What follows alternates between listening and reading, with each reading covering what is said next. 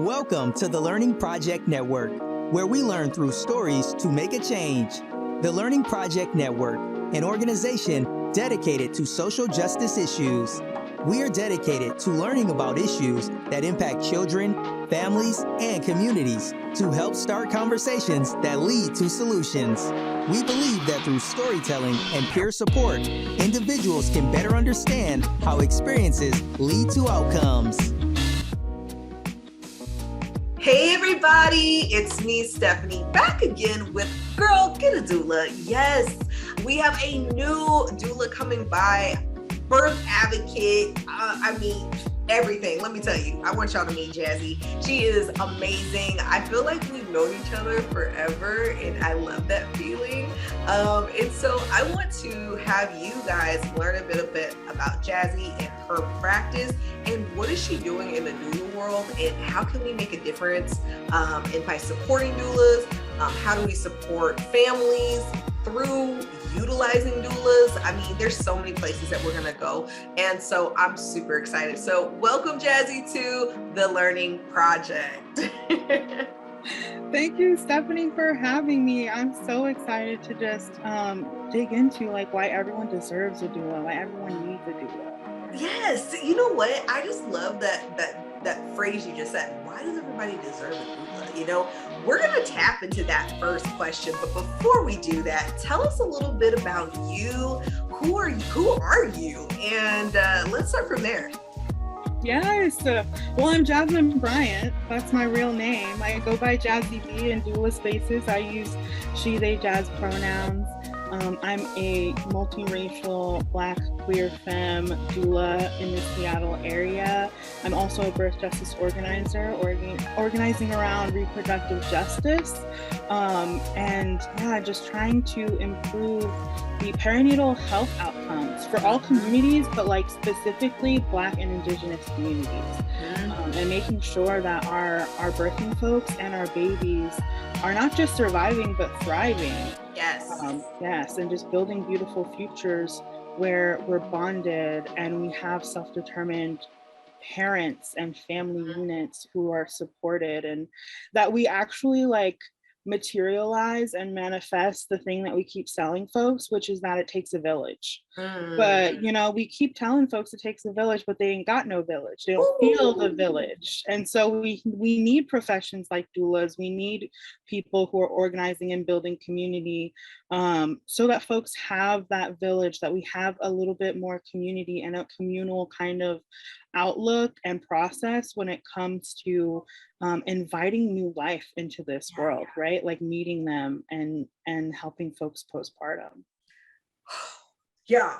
If you're not watching the video, you're not seeing my face. So I have to extenuate my voice right now, okay?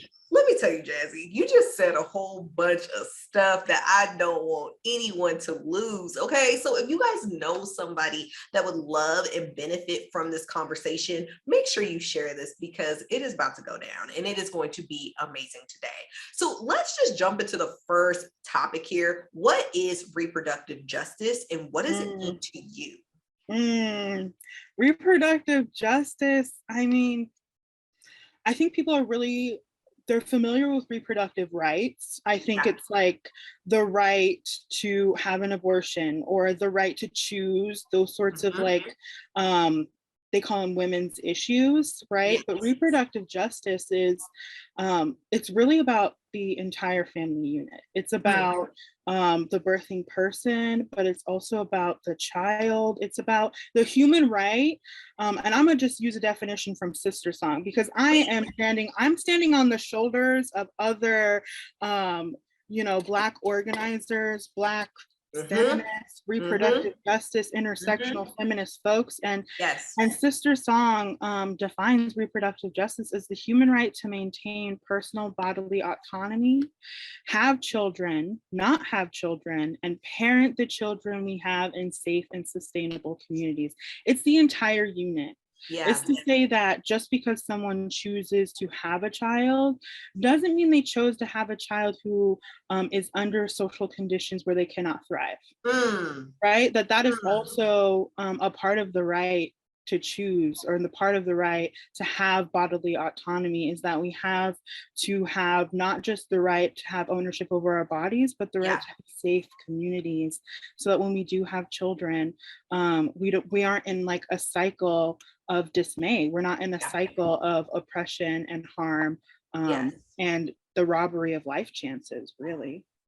Man, let me tell you that your term of reproductive justice is loaded, because so many times when we think about reproductive justice, we're not thinking about it as family. We don't think about how this is impacting the family unit. We're not thinking about how this is impacting all parties. And you said something in the beginning of our conversation, which was, who and why do people deserve a doula?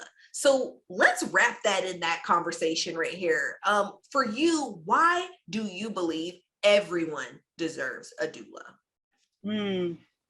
Because we never did it alone. Ever. We've never did it alone. Yep.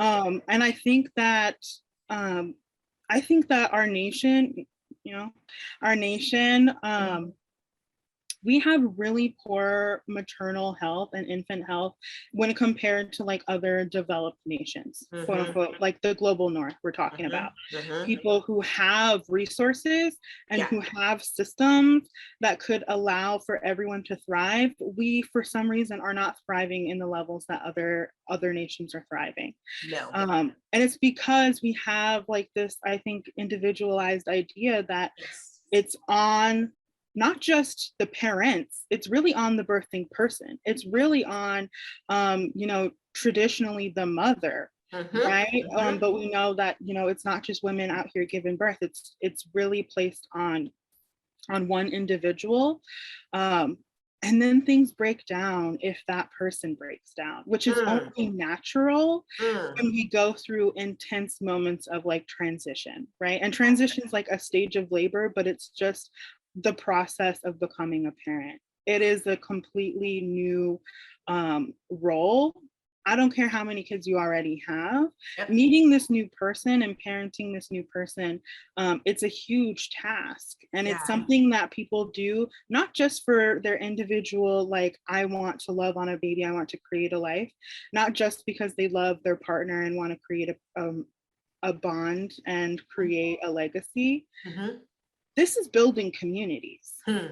We are sustaining the human race. Like we're building entire communities by giving birth.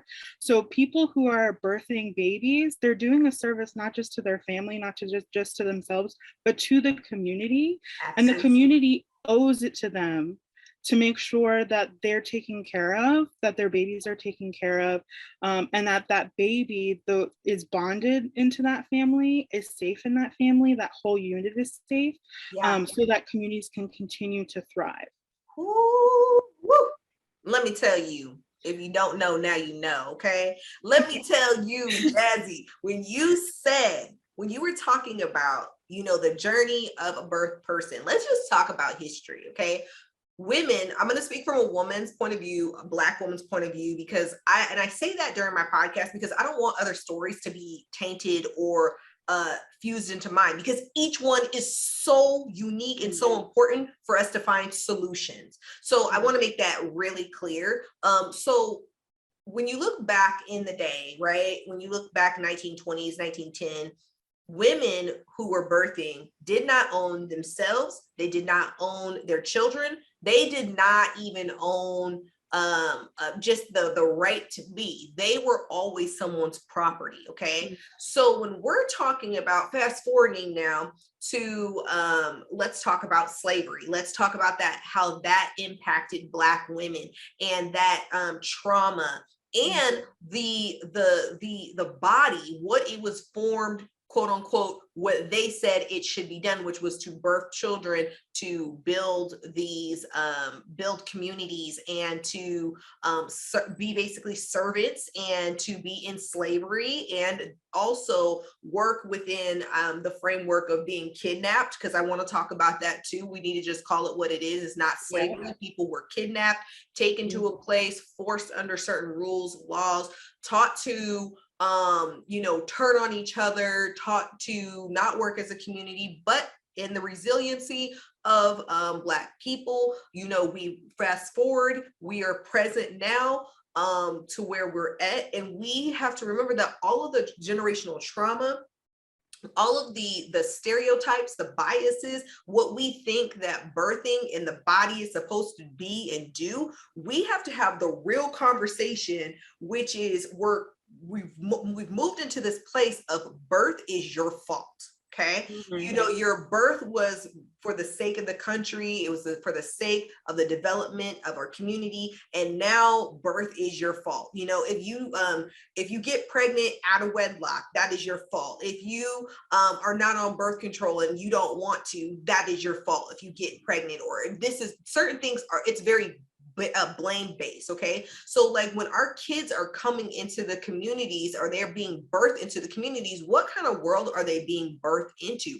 Are they being birthed into a world that is celebrating them, that is excited that they're coming into the world, that they can make a difference? Or are they walking into a healthcare community that is overworked, grumpy, doesn't want to be there, rushing, doesn't believe that mother, teaching them that they shouldn't believe in themselves, dismissing them, making sure that they're not hearing or not seeing that mother's concerns, because we're not really having the real conversation, which is this takes a village. And what is the village needing to basically deal with all of the issues, deal with all of the problems, and come to a better place so that we can be birthing children into an environment that is empowering, that is welcoming, that is loving, and is accepting.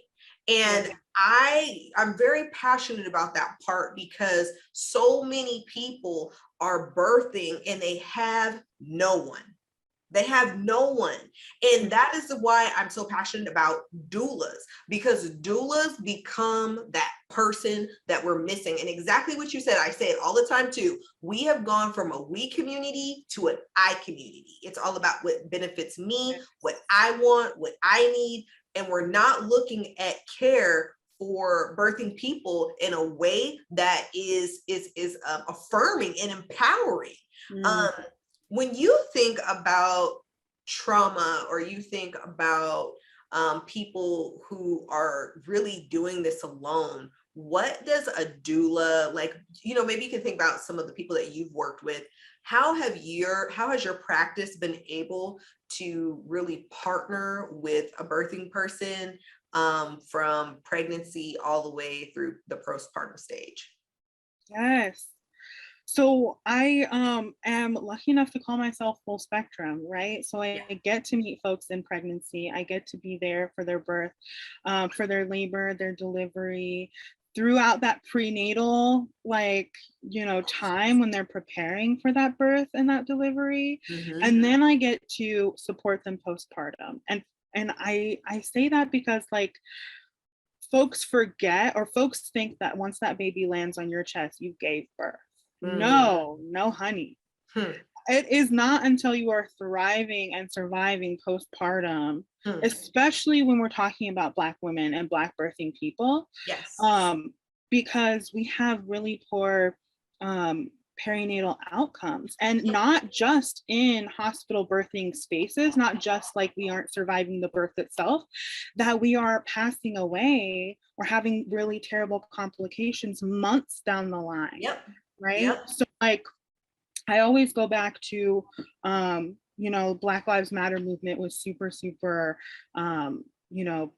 mainstream when I was in college, and that was when the first hashtag I can't breathe came out. It wasn't George Floyd, it was Eric Garner. He was the first person whose last words were I can't breathe, and we really resonated with that in the Black Lives Matter movement. And he lived to be in his 40s and his 50s. He lived a few decades in his life. Yeah. And he was survived by a daughter, Erica Garner, the Yes. legacy just keeps continuing, right? Yes. And she became like an activist. She was in the streets. She was, she was hashtag BLM, right? She was organizing, which also goes to say that like Black women and Black femmes have done so much around reproductive justice and That justice part. in general, right? Yes. And we put our bodies on the line for the men in our lives, for the children in our lives. Absolutely. To the point where Erica Garner, she passed away in her 20s. Mm. She passed away, she did not even get as long as her father did, and she passed away 4 months after giving birth to a baby boy she named Eric Garner. So you see these legacies of harm, these legacies of institutionalized racism, where like the police killed granddad, the medical system killed mom. Wow. And now we have this baby who is survived by who? Who is taking care of this new generation of Eric Garner, right? Wow. And so I think about that. Yeah, when we're talking about why people deserve a doula, or what is embodied in people's experiences, we need support postpartum. Yes. That is a part of the birth experience. That is a part of the care package. And for Black birthing people, for Black women, postpartum can look like 2 years, right? It can look like years. And then, you're 2 years postpartum, and then you decide you want another child. And so the postpartum period actually can last several years because it restarts on itself. And so I believe that people just need support in raising their children, in healing after their birth. And I think that is like a crucial part of giving birth, is the actual rearing of the child and being well afterwards. Wow. So full spectrum, I think, is the future of the doula game. I think that when it comes to addressing perinatal outcomes, like full spectrum is how people are already doing that. When we think about poor outcomes, especially due to like medical and systemic racism for Black birthing people, Black doulas are already doing the work of like addressing that by giving folks access to ancestral ways of birthing, right? Things that don't currently get taught. No, they do not. And they're not also considered evidence-based, which I want to, let's just take a second for a second. Let the second of the second near the second of the second, okay? Evidence-based, okay? This is a term that's used quite a bit. No, listen, I'm all for it. I am not bashing against it, but what I'm saying is there needs to be a comma and not a period when we're having this conversation, because we're not including ancestral types of birthing that has been around for centuries upon centuries upon centuries. If that is not evidence-based, I don't know what is. Now, the thing is, in order for something to be evidence-based, it has to take interest of people who are typically in control of a position.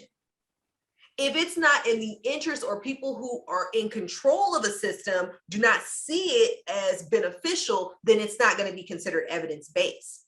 So what I am saying to this is we need to challenge ourselves and give ourselves the opportunity to be more inclusive when we're talking about evidence-based, and make space and room for the conversations and the practices that have been around, and say, you know what can we learn from this? Instead of, you need to learn from us about your body. Let's just put something in perspective. Black women are 3 to 4 times more likely to die from pregnancy complications than white women. On top of that, 60% of these deaths are preventable. We need to have a larger conversation about this, because I want to make this clear too. We're not saying like all the people in the healthcare field are evil, nurses are evil. No, we're saying there's not enough inclusiveness in the conversations in the medical field, how these structures are built, so that Black women can be seen, heard, and feel like they can advocate for themselves. And I would just say, like I said, I'm only going to speak from a Black woman's point of view, but you guys understand too that there are other people that are suffering from the same story that Black women are suffering from during when it comes to pregnancy related deaths. Absolutely, yes. This is affecting Indigenous birthing folks. I know, like here in Washington, in King County, Indigenous birthing folks actually have a higher birth outcomes. Yes, they have a higher rate of infant and maternal death, and but nationally, Black folks have the higher rate of of infant and maternal death. So it's like, it's so intersectional, it's so multifaceted, and it's very systemic in that we have always, and Black folks who are specifically like descendants of enslaved Africans, we were never allowed access to hospitals and birthing institutions when they were in their genesis, when the system was built.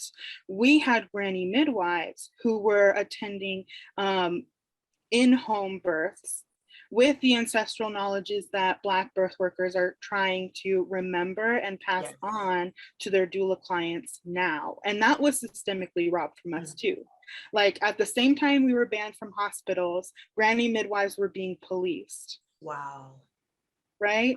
And so like that is the legacy of our poor outcomes, not because we were giving birth at home with granny midwives. They had good outcomes, but because they got so policed that their ancestral practices, that their spiritual practices, that the herbs that they used were being policed and banned and robbed from them. And then they were creating institutions of certification and licensure for midwives, which is why now midwifery, you think of white women and woo-woo crap, right? Like some otherworldly stuff, because it was taken from the granny midwife, from the Black midwife, and the granny literally being because she was an elder Black woman in the community who had not only birthed her own children, but been there to birth other people's children to the point where community called on her. So that's the legacy that we've always been in, is that we've always been addressing our own needs as a community. But there have been so many like institutional ways to like harm our getting access to that knowledge, right? Like granny midwives were policed. Suddenly you have to pay for childbirth education. Like we're taking knowledge away from people to the point where now one of the first people I ever interviewed with when I became a doula was like, okay, I cannot afford your rate. You deserve your rate because you need to make a living. Yeah. But I just need someone to tell me what to expect. Like what is this birth thing? I'm going to the hospital to do what? What do I need to know?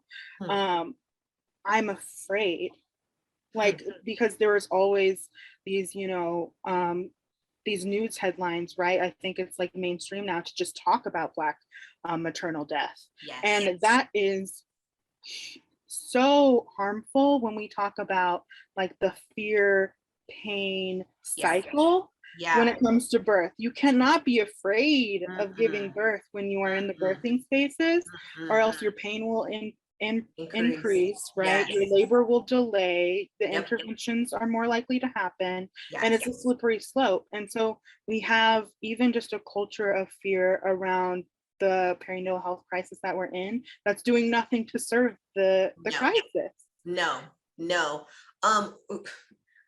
Let me tell you, like when you tapped into community, how the community calls, like that resonated with me, because that's exactly what's happening right now, is that the community is calling for change. We are calling for help. We are calling for recognition in what we're feeling and what we're experiencing. Let's just take it a little bit further as women, okay? Because every woman or birthing person deserves to have support and deserves to be heard and be seen and to be embraced about with how they want to go forth and give late or give birth, and we have to have a larger conversation in how we value people.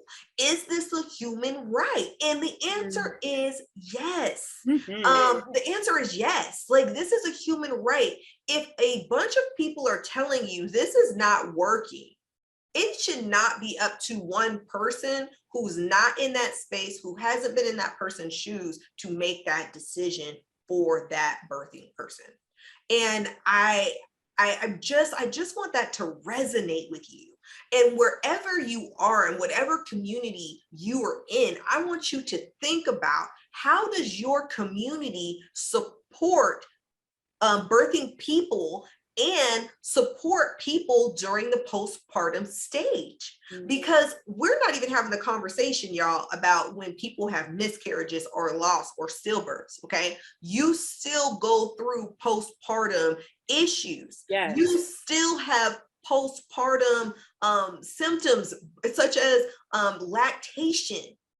Being able to have someone come in and say, hey, I'm here to support you and your family, right?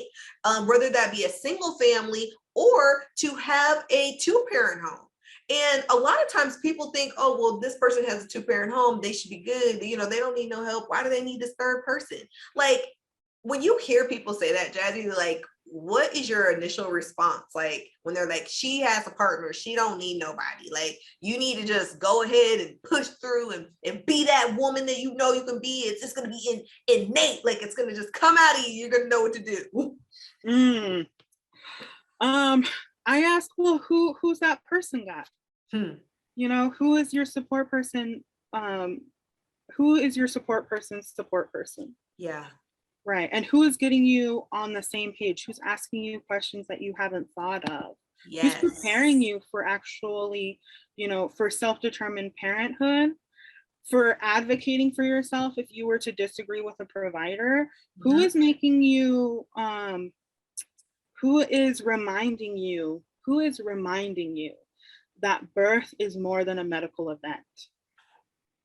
That it is more than what your doctor is telling you to do. That is like preparing you socially. Your social relationships are going to change. Mentally, you are never as taxed as when you go through a huge life change, and you're never as taxed as when you go through that life change with lack of sleep and lack of energy and potentially lack of food and nourishment.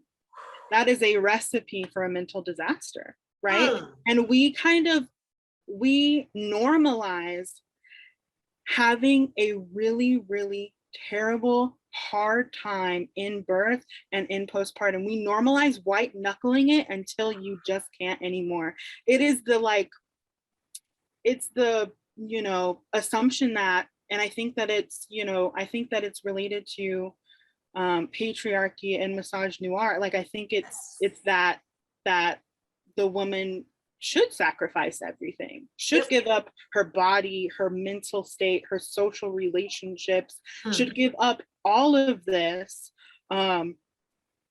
while like thinking about the nuclear family, while this like hetero man is providing. And he also, like, what does that do on your psyche when you actually have to leave the home and you don't get to be with your newborn? Like, all of these assumptions when it comes to like that individualized family unit who does it on its own, it's always that nuclear family. But also, what if it's not the nuclear family? That part. What if it's the solo parent? What if it's the teen parent? What if it is the high gestational age parent? What if it is a same-sex couple? What if it is the trans masculine birthing person? There is no one way to birth, and that is why people need a doula or someone who knows birth, but also who knows people, who just knows that you have a right to birth however you want, who asks the questions you haven't been thinking of, and who reminds you that this is like a cultural experience, a rite of passage, a spiritual experience for so many, right? Like, you're a vessel when you are giving birth to a new soul. That is a huge deal. It's so much more than your heart rate and your temperature and how dilated you are. It is deeper than that. Woo! Y'all, You should see me right now. I'm trying to hold it together. I can't, Jazzy. I can't hold it. I can't hold it in. I am blown, okay? I hope your mind is blown at this point, okay? Because Jazzy just broke down it. If you don't know, like I always say, now you know, okay? I don't know who needs to hear this conversation, okay? Do not send anybody flowers or candy. Send them something that's gonna feed their mind, their soul, their body, their spirit. It's that chicken noodle soup kind of good, okay? This conversation right here is the conversation that is not just is born or built in female energy. This is built in everybody's energy. Anybody who knows a birthing person, is around a birthing person from the time they're little to they're old. Like if everybody had access to that mindset and that understanding, where would we be as a community? The next time you see someone that is trying to be strong all the time, there's a term that I've been talking a lot about, which is the strong Black woman syndrome, okay? Like not being able to ask for help, not being able to show any vulnerability. Like there is other terms too that are more inclusive that talk about everyone that has this mentality. But let me tell you, I'm gonna talk about that one because that is the one that I really struggled with, which was, oh, you know, if I look refreshed or happy, or I'm actually back at work already, I'm already doing this and I'm doing that and I'm fine, you know, I'm great. And then all of a sudden you sitting on the side of your bed crying with your boobs out because you don't want to breastfeed and you just can't do it. You're done with everybody, you know. It's those moments that you need somebody to talk you through and help you through what you're experiencing so that you can have time to internalize that. And for women, birthing people that have suffered a lot of trauma, we are always in that mindset of you got to get through this, you got to push through, they become very high functional, help me out, Jazzy. What is it called? Like high functional, like when you, there it goes. When you are dealing with trauma and you function at a very high level. So like there are people that have dealt with trauma and you're like, oh, this person's dealt with trauma and they're not acting like that. And you see them succeeding and you see them, you know, doing all this stuff and they're always perfect in people's eyes. But in deep down, they are destroyed. They have toxic behavior. And if you don't deal with that, that's where that trauma just keeps passing on, or that person is not living to their true potential because they're too afraid or they don't have someone really helping them through that process of dealing with trauma that's internalized, such as asking for help. I talk about this all the time, which was when I had my baby, a lot of people were calling me and they're like, hey, I want to bring you food. I want to do this. And I'm like, this is so weird. Like, I don't want you to bring me anything. And my doula was like, Stephanie, like, this is okay. This is good. Like, I'm coming over to cook you a meal. I was like, why do you need to come over and cook me a meal? Like, I was like, you don't need to do that, you know? And I was like, my house isn't clean. And she was like, listen, that's what I'm here to do. And, you know, my mom was like, Stephanie, I'm coming over to your house in the morning. I'm going to clean your house. I'm going to get stuff set up for you for the day. Like, I'm coming over, you know, and I have a husband who basically, he is the bomb at cleaning and he's very multitask kind of person. I got super lucky. I got to give a shout out to his mama because his mama is all Southern traditional roots. Like, I shout out to his mom. But, you know, he was exhausted too. Like, we would be talking to each other and he would be falling asleep.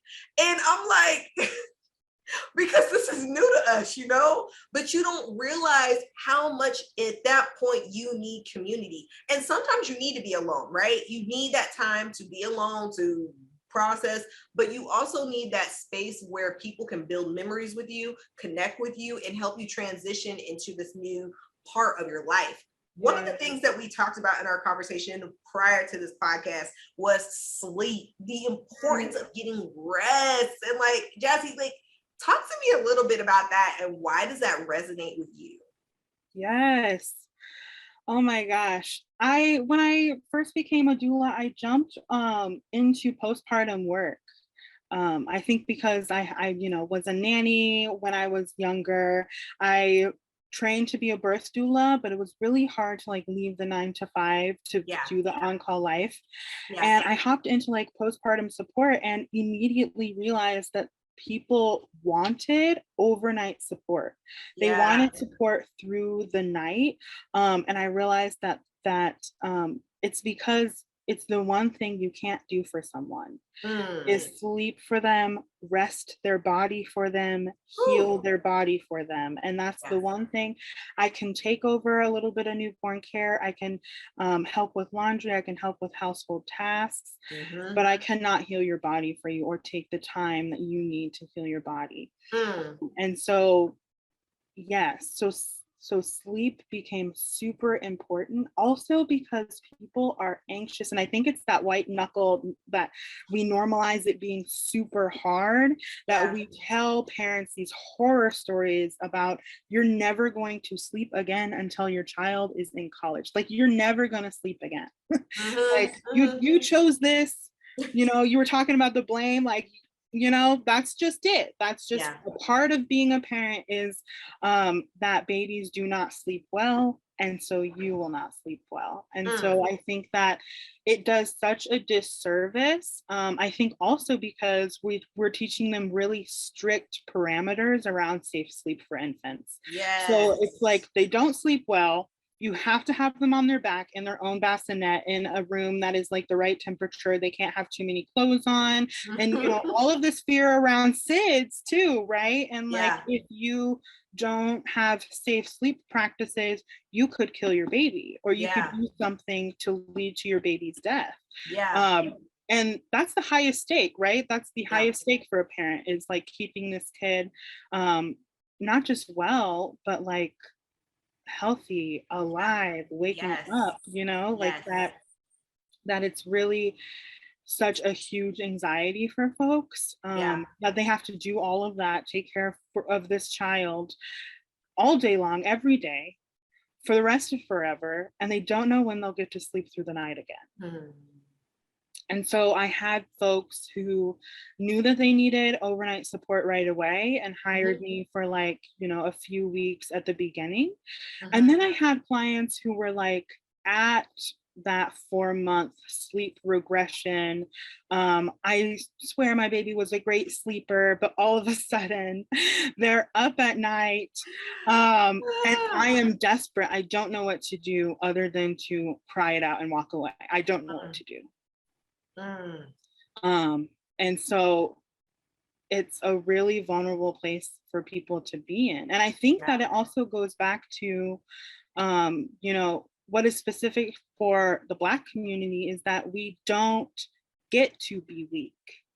We don't get to be sleep deprived. We don't get to hate this parenting stuff sometimes. That like when I think we're already coded and stereotyped as people who do not love our children enough. And I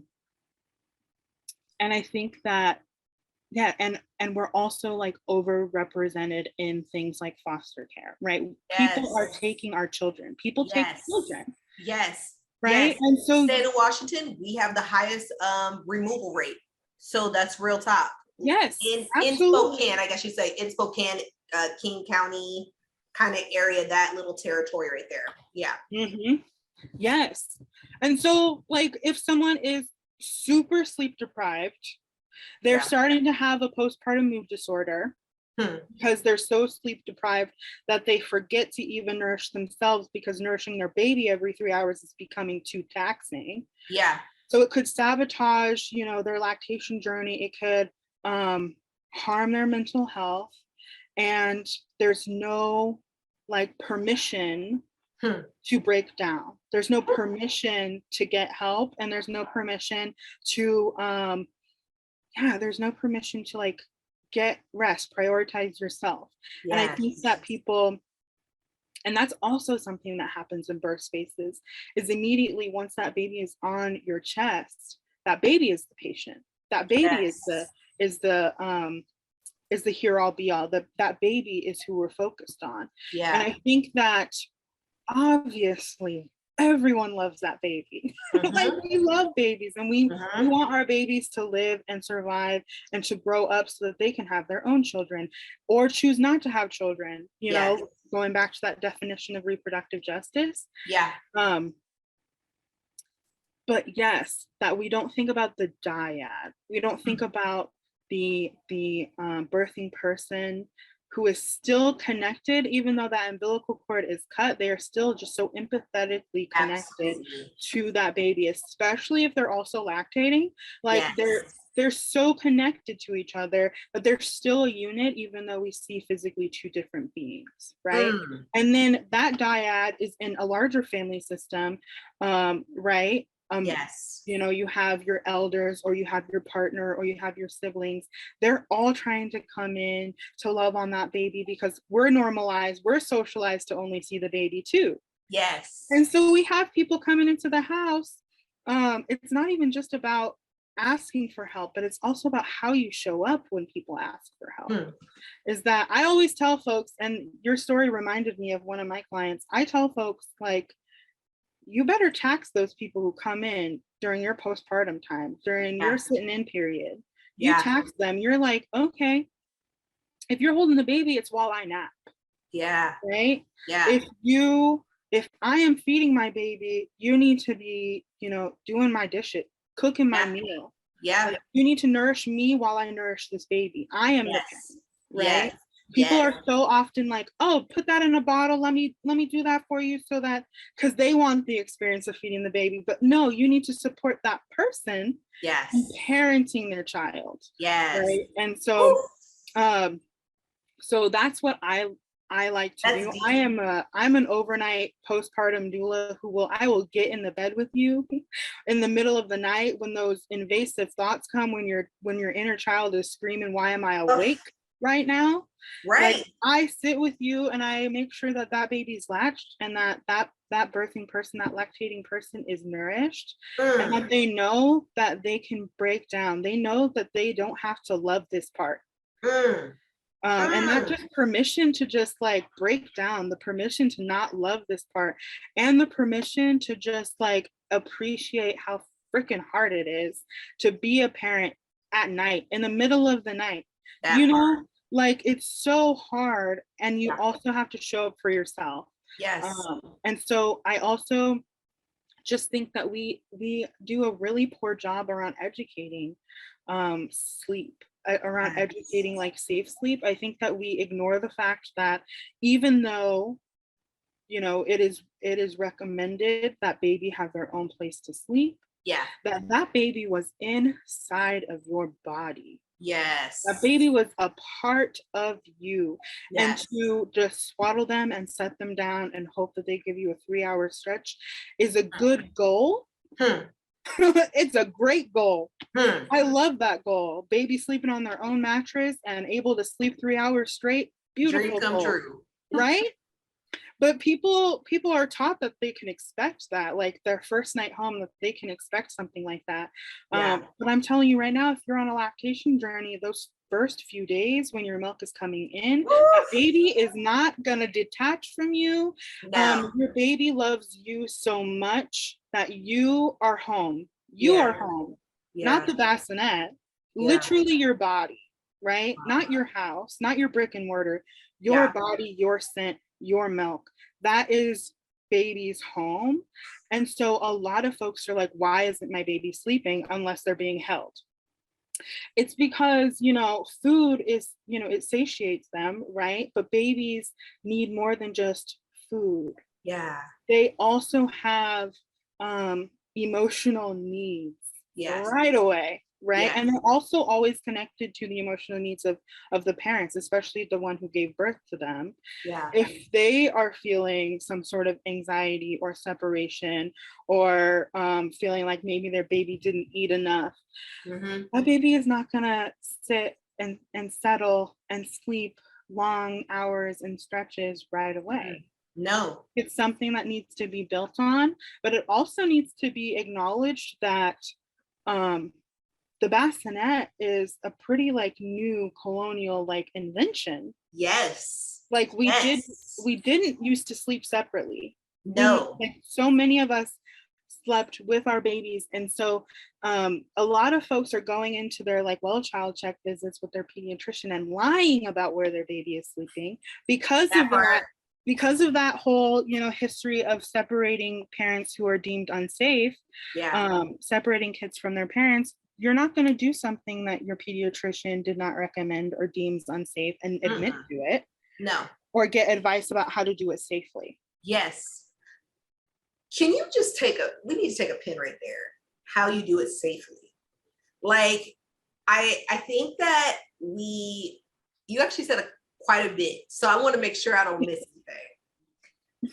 So she just talked about how do we create this conversation with medical professionals in a way that's honest, judgmental free, right? And how do we help someone do something that is quote unquote not in that quote unquote norm if they want to sleep with their baby? How do you do it safely? I feel like it's so common. So many people sleep with their baby. So many people sleep with their baby. Yes. But it's like this shame that you feel if you do it, right? Where do we go? How do we actually repair the trust between medical professionals and people? How do we repair that? I think that's another like role of a doula. That doulas, I think, complicate the over medicalized like experience of parenting in those first like few months. Yeah. That I, as an overnight doula, I will teach safe sleeping practices. I will also teach safe bed sharing practices. Because there is the level that they're going to get from their provider. And I don't need to even necessarily say that because I know that they're getting that information. They're getting the bassinet. They're getting the bassinet spiel, right? Right. But like, have people gone over like, okay, it's the middle of the night. You're side lie nursing your child. Yeah. And you fall asleep. Yeah. The way that people will wake up and feel so much shame, so much fear around like having fallen asleep around their baby, that is doing a disservice to them. Yeah. Right? Like teach them how to safely sleep with their baby, right? Like, I think that it's being almost gentrified. Yeah. I would say like by like Montessori-esque like people, right? That like now the bed on the floor, a low level bed, is super popular in Montessori, but that is always how, like when we think about a global perspective, people are sleeping on pallets on the floor with their whole family, right? Yeah. All the siblings, their partner, and their new infant. Yeah. And just like how we need to take more of a global approach to things, like you can take what you learned from your doula. I wouldn't say like my doula said X, Y, and Z to your provider because there's still maybe like a dynamic between doula and doctor. Absolutely. That's for a whole nother conversation. Right. But like go in and like, so I learned that, most people around the world are co-sleeping, bed sharing with their babies. And I actually think that is going to be the safest way for me to get sleep while my baby is also getting sleep, because that's what is really happening is when people are trying to put their baby down in a bassinet, they're trying for hours. And so they're staying up, holding the baby, not knowing how to set the baby down in a way that everyone can get some rest. Yes. And so, so I think that tapping into your sleep consultants in your area, tapping into your overnight doulas, and then tapping into more of a global network of of recommendations can give folks a better way or something to bring to their provider to advocate for themselves. Typically, it's not going to be like, oh, I'm sleeping with my baby. Can you teach me the best way to do it? They can be like, can we talk about like Montessori mattresses and whether or not like having a bed on the floor is safe for a baby, and if I could be in the bed with them if it is safe. right? And so like Wow. reframing that conversation, taking your power back, also being like, I made this decision as a parent, period. That part. Oh my goodness. Period. This is such a rich conversation. Like it's so many like gems in here. I just like am so excited that you guys are here listening to this. And we will, I mean, I'm telling you, listen to this over and over. Take time to use this for staff meetings. Take time to use this for problem solving. You know, a lot of times there's so many gems in all these different segments we're doing.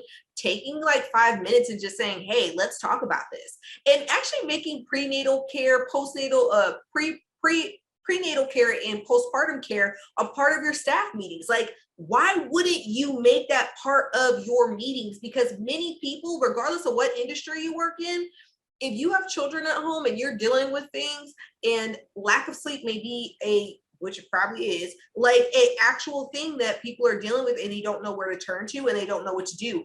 Our systems, our communities are so broken down. It's time to reclaim them and it's time to rebuild them. Jazzy, thank you so much for coming by today. This has been like amazing. Like we have to do more work together. Yes. I absolutely love these conversations because they're so powerful. Tell people, where can they find you if they want to connect with you, consult with you? Where do they go? Yes. You can find me at jazzybeingdoula.com or Facebook or Instagram at jazzybeingdoula. And we can like get more into like, what are those safe sleep practices? How can we make it safe? And we can like, you know, do the work of decolonizing parenthood, not just birth work, but Yes. parenthood, Yes. and getting confident and making your own self-determined choices as a parent. I love it. Thank you so much. Oh my goodness. You guys, there have been, again, so much that we've discussed in this segment. For me, the biggest takeaway that I'm taking is that this is a community work. And we have got to put things in place and we have to dismantle so much. And if you are in that place where you are going through different pieces or journeys within your birthing story, or if you've gone through loss, or if you are going through even an adoption, because doulas can be used in adoption as well. Whatever stage of your life, know that you do not have to do this alone. And when all else fails, girl, get yourself a doula, okay? Do not try to do this alone. Like, this is not what this journey should be about. I want to thank you guys so much for listening and hearing all of the great points that we have brought about. I hope they change your mind, your body, your soul, your spirit. And until next time, see you guys soon. Bye. Bye.